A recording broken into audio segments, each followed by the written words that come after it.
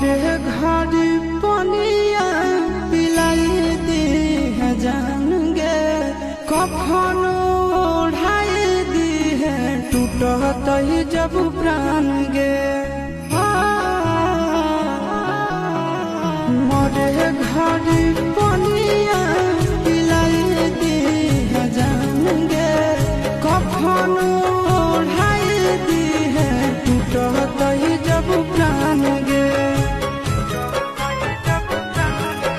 हगे हमारा से तोरा जाती प्यार होता भेंट साथ छात कर लगे, हगे सुनाई